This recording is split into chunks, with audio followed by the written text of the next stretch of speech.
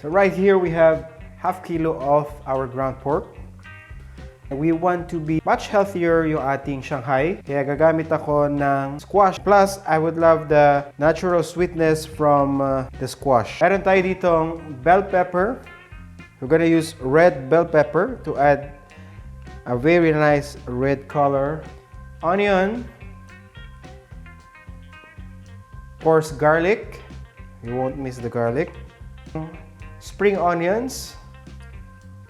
Now, for the seasoning, we have oyster sauce. I'm using Mama Sita's oyster sauce to get some nice umami flavor. Mix it up.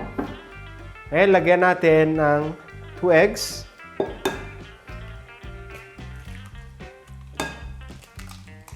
So this will bind our mixture all together.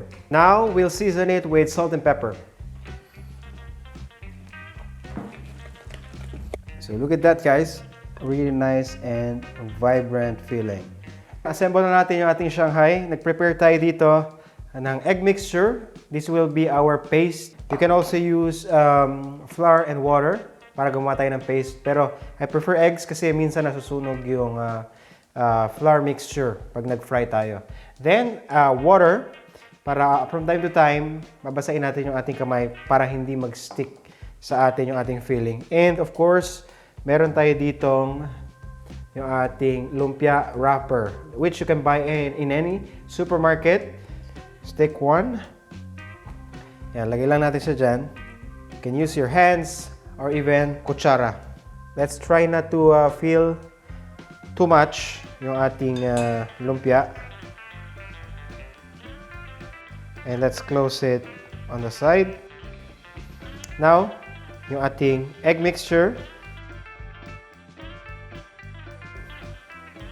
And roll it.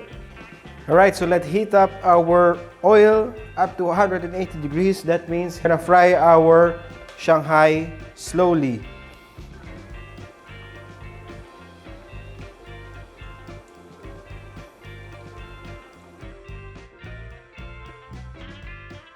And now, let's dig in.